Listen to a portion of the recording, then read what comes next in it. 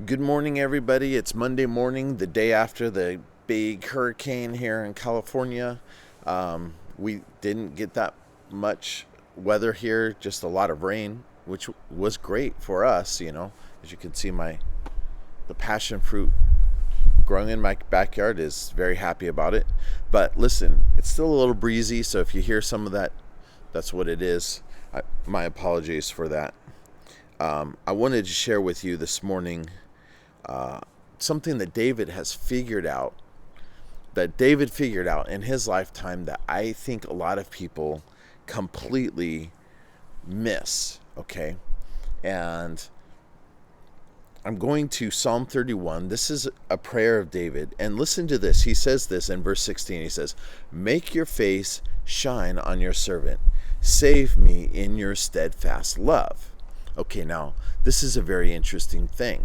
This this sort of thing that we read about all throughout the book of Psalms. We see David say many prayers very similar to this. And I think sometimes we just kind of go over it, and go past it. But notice he appeals to God on the basis of God's steadfast love. You see, David understood something about God. First of all, he understood God's nature. Okay? He understood that God was a God of love.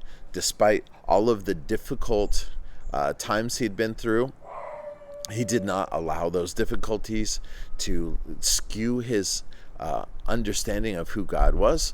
Also, despite all of the sin and all of the evil things David did throughout his life, he sees how God over and over and over continued to love him.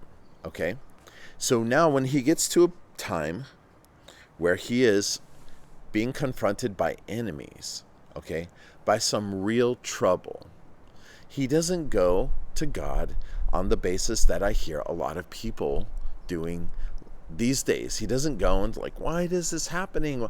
I don't want to face this problem. Or, it's not the whiny kind of, you know, spoiled brat. Not that I'm calling you people spoiled brats, but we can be spoiled brats at time, right? We can kind of have that mindset. Like, why do I have to go through all of this nonsense, or why is this difficult thing happening to me? Well, David's literally facing death, right? He's facing an attack of an enemy that would wants to kill him. And he goes to God and he appeals to God's steadfast love. He's not saying, hey, look at all the good things I've done. Or he's not saying, hey, nobody else could do it like I did it. Or he's not saying any of that stuff. As a matter of fact, he's taking himself out of the equation.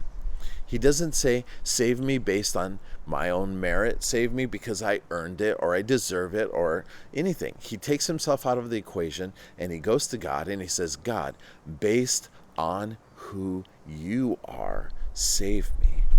Based on what I know about you. And the statement is a statement that is actually radical. It's radical in the sense that this is a man who is completely trusting in the nature of God. He's trusting in that. Not that if I say the right words, then I will get God to do what I want him to do. It's not about that. He's saying, I know who you are, so based on what I know of you, please act according to your nature. It's a very, very interesting. Interesting is the wrong thing. It's extremely intelligent. It's a very intelligent statement, and it is also a very insightful statement. Something that we have to always remind ourselves. As a matter of fact, when you go through the scripture and you look at different times when men that were men of faith prayed, one of the first things that they do in their prayers, often through the scripture, when you look at these prayers, is one of the first things they do is when they approach God, they say things to God about who he is. It's almost like a reminder to themselves as they're praying. Lord, even Jesus, he comes and he says, our Father who art in heaven, hallowed be thy name. Okay? thy kingdom come, thy will be done. And when he says that, there's almost an aspect of it that's saying, look, I'm going to remember who you are, because it's important, it's relevant. The reason that we're praying is because of the nature of God, because God says he wants us to be men and women of prayer, and he wants to hear our prayers, and he wants to reveal himself to us by answering our prayers. Okay, all of these things are so important. But I'm getting to this one point, and this one point is this. When you're praying, when you're facing these issues, when you're going through it, okay, it is a good thing to step back, take yourself out of that equation, right? Stop thinking about your own feelings, or those things are all valid. I'm not saying toss them away, but what I'm saying is think about the situation in light of who God is, okay? And then pray to him accordingly. Make requests to God according to his very nature. You know, if for example, if one of my children came to me and they said, hey Pops, I need $1, that's not a problem for me to give them $1, right? It's not that big of a deal. It's not a hard request to make. Well, we need to understand the nature of God and our relationship with him. All of these things are important to our prayer. And the reason I say that is because a lot of times we completely blow it. We're going to God and we're asking him for things. We're praying to him in two ways, okay? One, as if he's not going to answer our prayer. And two, as if he doesn't want to answer our prayer. And honestly, sometimes we go to him and the way that we're acting in our prayer is as if he can't do it. Okay, and I think most of us know that's a silly thing, right? That's our own doubt. That's an issue with us.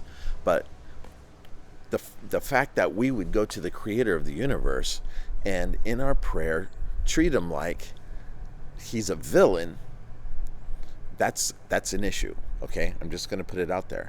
We need to remind ourselves who he is, what his nature is. Don't let the enemy mess with your head and then mess up your prayer life, okay?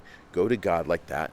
And then when you make your prayer requests, literally think about what you're asking him in light of who he is, okay?